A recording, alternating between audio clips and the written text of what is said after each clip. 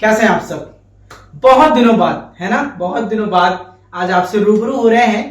आपको देना है आरआरबी, जो आपका 2024 वाला एग्जाम 25 में हुआ था, उसकी अपडेट देनी है। और उस अपडेट के साथ कुछ बातें करेंगे, कितने नंबर पे आपके सिलेक्शन बन रहे हैं।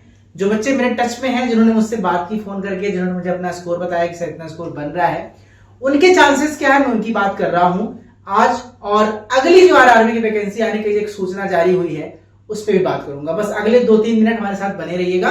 मैं आपको सारी इंफॉर्मेशन दूंगा जो अब तक नहीं मिली आपको। ठीक है, सबसे पहले हम बात कर लेते हैं कि जो आपका ये बेटा आरआरबी का एग्जाम हुआ है, आरआरबी 2024 है और एग्जाम 2025 में हुआ है। इसके बारे में बात कर लें कि इसका जो रिजल्ट है वो अगले 2 हफ्ते कह सकते हैं, या मैक्स टू मैक्स 15 दिन के अंदर ये रिजल्ट अपडेट आउट होने वाला है। क्योंकि जो कैटेगरी CE1, G2, 1, 2, 3, 4, तो 4 में हमारा आता है, बाकी 1 की रिजल्ट डिक्लेयर हो गया है, 2 का ऑलमोस्ट हो गया है, तो नंबर हमारा लग चुका है। शायद अगले 10-15 दिन के अंदर या उससे बहुत पहले हमारा रिजल्ट डिक्लेयर हो जाएगा। जी हाँ, 246 पोस्ट की वैकेंसीज है। इसमें जब रिजल्ट डिक्लेयर होगा तो आप एक चीज समझिएगा, 2 तरीके से रिजल्ट डिक्लेयर होगा। एक डिक्लेयर होगा फ्रेश और एक डिक्लेयर होगा वेटिंग। यानी पहली लिस्ट में 246 बच्चों का नाम होगा, अलग अलग जोन से जितने बच्चे होंगे, और उसी के साथ साथ एक दूसरी वेटिंग लिस्ट आएगी जिसमें लगभग 500 से लेकर के 600 बच्चों का नाम होगा। यानी जस्ट डबल हम कह सकते हैं कि 246 और 500-600 हम मिला लें तो करीब लगभग 800-850 बच्चों को कॉल लेटर जाएगा, यानी उनको बुलाया जाएगा। अब ये 2 लिस्ट कैसे है? हो सकता है कि बहुत से बच्चे इसमें किसी कारण से छट जाए। अब वो कारण कौन कौन से हो सकता है? सबसे बड़ा कारण है डॉक्यूमेंट्स। ध्यान दीजिएगा, जो लोग सिलेक्शन के करीब है, जिनको लग रहा है मैं सिलेक्ट हो सकता हूं, तो आपको क्या करना है, आपको पहली कैटेगरी में क्या करना है, सबसे पहले अपने डॉक्यूमेंट्स मेंटेन करने हैं। जो डॉक्यूमेंट्स में छट जाएंगे वो इस लिस्ट से बाहर हो जाएंगे, भले उनका सिलेक्शन लिस्ट ए में हुआ है। तो डॉक्यूमेंट में सबसे इंपॉर्टेंट पहला डॉक्यूमेंट है आपका PCI रजिस्ट्रेशन।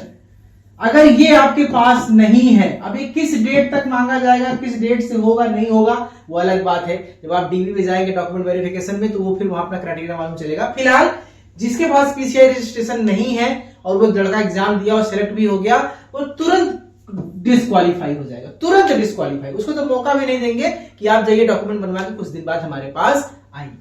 दूसरे डॉक्यूमेंट्स में आपके जितने भी सर्टिफिकेशन है, सर्टिफिकेशन का मतलब है आपका हाई स्कूल, आपका इंटर, आपका डिप्लोमा या फिर आपका B फार्म, 4 साल की मार्कशीट, आपकी डिग्री, ये सारा का सारा आपको ओरिजिनल मैच करेगा। और किसी भी डॉक्यूमेंट में अगर आपके फादर का नाम, आपके मदर का नाम, आपका नाम कहीं पर भी कुछ मिसमैच कर रहा है, कहीं पे मान लीजिए कहीं मेरा नाम अनुराग जायसवाल है स्पेलिंग में ही, कहीं पे JAISWAL है, हाई स्कूल वाले में JAYSWL हो गया है, तो ऐसा कोई भी करेक्शन है तो प्लीज उसको अभी से ही आप काम करके बनवा लीजिए, क्योंकि ये जरूरी है सर्टिफिकेशन होना। तीसरा, आपके पास जो आपकी ID प्रूफ है वो आपके साथ ओरिजिनल होना चाहिए। चौथा, आपके कास्ट अगर आपने लगाया है, किसी भी कास्ट आरक्षण अगर आपको चाहिए तो कास्ट सर्टिफिकेट, और डोमिसाइल मतलब आप जहां पे रहते हैं वो सर्टिफिकेट आपको देना है। और ये दोनों सर्टिफिकेट आपको स्टेट गवर्नमेंट का देना है। अगर आप इसमें से कुछ भी फुलफिल नहीं कर पा रहे हैं, पहला वाला नहीं फुलफिल कर रहे तो आपको बाहर कर देंगे, बाकी अगर आप फुलफिल नहीं कर रहे हैं तो आपको बुलाया जाएगा, आपको मौका दिया जाएगा कि आप 1 हफ्ते बाद, 10 दिन बाद, 15 दिन बाद आप फलाने एड्रेस पे अपना सारा डॉक्यूमेंट भेज दीजिए या आप लेकर के खुद पहुंच जाइए। ये कुछ कारण है जिससे जो बच्चे लिस्ट ए वाले हैं वो छटेंगे। दूसरा सबसे बड़ा रीजन है जिससे लिस्ट ए के बच्चे छट जाएंगे, वो सबसे बड़ा रीजन है मेडिकल। अब आप कहेंगे सर मेडिकल में बहुत से बच्चों का फोन आता है कि सर मुझे कम दिखाई देता है, मुझे चश्मा लगा हुआ है, तो क्या मुझे नौकरी मिलेगी कि नहीं मिलेगी? चश्मा मुझे भी लगा हुआ है, नौकरी पाने से पहले लग गया था। ठीक है, एक ही केस में आपको मेडिकल में वो छाटेंगे अगर किसी के साथ कलर ब्लाइंडनेस, रेलवे में कलर ब्लाइंडनेस और नाइट ब्लाइंडनेस, अगर ये प्रॉब्लम आपके साथ है, आपको रंग पहचानने में दिक्कत है और आपको रात में कम दिखता है, तो इसी 2 केस में आपको वो छाटेंगे। अदरवाइज कोई भी मेडिकल इलनेस है, थोड़ा बहुत दिक्कत है, कुछ भी प्रॉब्लम है, किसी को शुगर है, किसी को BP है, किसी को थायराइड है, कुछ भी है, कोई प्रकार की दिक्कत, किसी का ऑपरेशन हो चुका है, मैसेज आता है सर मुझे ऑपरेशन हुआ था, मेरा हाइड्रोसिल का ऑपरेशन हुआ था, मेरा हार्निया का हुआ था, मेरा फलाने का ऑपरेशन हुआ था, कोई दिक्कत नहीं। ठीक है, हम लोग कैटेगरी बी में आते हैं, कैटेगरी सी में आते हैं मेडिकल के, बहुत ज्यादा हमें मेडिकली सुपर फिट नहीं होना है, हाँ बस ये दो बीमारी अपना। तो एक चांसेस यहां से है कुछ बच्चे छट जाते हैं, और तीसरा रीजन है जिससे बच्चे छटते हैं वो है अब्सेंट होना। कभी कभी बच्चे जो है वो नहीं पहुंच पाते हैं अपने डॉक्यूमेंट वेरिफिकेशन के टाइम पे, या वो मेल का रिस्पॉन्ड नहीं कर पाते हैं, और या वो कहीं और नौकरी में पा चुके हैं या कहीं और सेट हो चुके हैं, तो वो जाना ही नहीं चाहते हैं। इन कारणों से जब लिस्ट ए के 246 बच्चे जो है उसमें से हम मान के चलते हैं कि अराउंड 50 से 60 बच्चे जो है वो नहीं आ पाते या किसी 3 कारण से छट जाते हैं, तो जो नीचे के वेटिंग वालों बच्चों का नाम आता है फिर उनको भी बुलाया जाता है। डॉक्यूमेंट वेरिफिकेशन और मेडिकल सभी का होगा, इन लिस्ट ए और लिस्ट बी दोनों बच्चों का मेडिकल होगा, डॉक्यूमेंट वेरिफिकेशन होगा, लेकिन फाइनल जब लेटर आपको अलॉट होगा तो उसी को अलॉट होगा जिसका पास इस 246 का मिलेगा। और इसके बाद जिसमें जो छोड़ते हैं 50-60 बच्चे छोड़ते हैं, तो 50-60 बच्चों को नीचे से उनकी रैंक के हिसाब से लेकर के वहां पे उनको नौकरी दी जाएगी। दैट्स इट, ये क्लियर हो गया है कि क्या आपको कर लेना है। अब हम बात करते हैं भैया कि एग्जाम के हिसाब से कितना कट ऑफ जा सकता है। अब इस बारे में बात करते हैं, कट ऑफ क्या हो सकता है, इस पे भी बहुत ज्यादा संशय है, बहुत ज्यादा लोग बात डिस्कस कर रहे हैं। बहुत दिन से शाम था, बोल नहीं रहा था, मुझे लगा ठीक है सब लोग को बता लेने दीजिए, एग्जाम की जैसे रिजल्ट आने वाला है कुछ दिन पहले मैं आपको बताऊंगा। देखिए पहली बात तो जिस दिन आपका एग्जाम था वो आपका एग्जाम 3 शिफ्ट में हुआ था, फर्स्ट शिफ्ट, सेकेंड शिफ्ट और थर्ड शिफ्ट। ओवरऑल जितने मेरे स्टूडेंट्स ने मुझसे बात की, लगभग मैं 100 स्टूडेंट्स मैंने बात किया होगा, 30-40 में जब अपना स्कोर भेजा होगा उसमें से मैक्सिमम बहुत खुश थे। और जिनका एग्जाम सेकेंड शिफ्ट में था वो एवरेज उनमें बच्चों का जो है वो 55 से हम मान सकते हैं कि 60 नंबर वो पार रहे थे।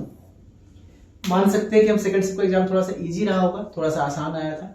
फर्स्ट शिफ्ट में जो बच्चे मेरे बात हुए वो 45 से 50 या बहुत उड़ के एक बच्चा था उसका 53 नंबर आ रहा था, बाकी मैंने इससे ऊपर नहीं देखा। और थर्ड शिफ्ट में भी यही हाल है, करीब 45 से लेकर 55 के बीच में नंबर थे।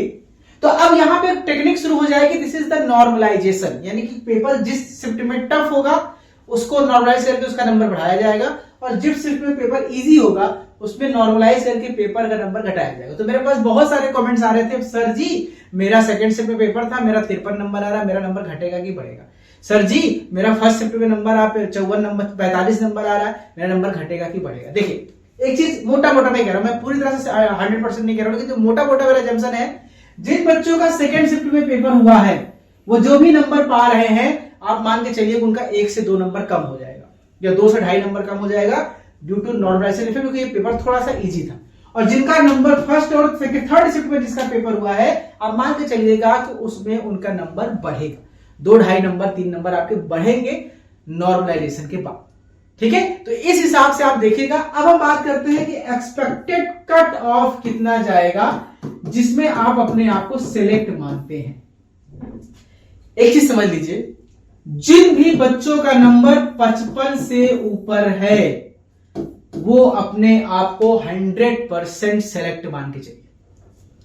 मेरे पास ऐसे कम से कम 20 बच्चों का फोन आया है, उन्होंने स्कोर अपना मैसेज किया जिसका नंबर 55 से ऊपर है। एक बच्चे का 68 भी था, 63 था, 55, 58, 59, 60 वाले बहुत सारे बच्चे हैं, लेकिन एवरेज मान के चलिए जो 55 पे है, डॉक्यूमेंट इकट्ठा करना शुरू कर दो, ज्वाइनिंग बहुत जल्दी होने वाली है। और अगर जिसका नंबर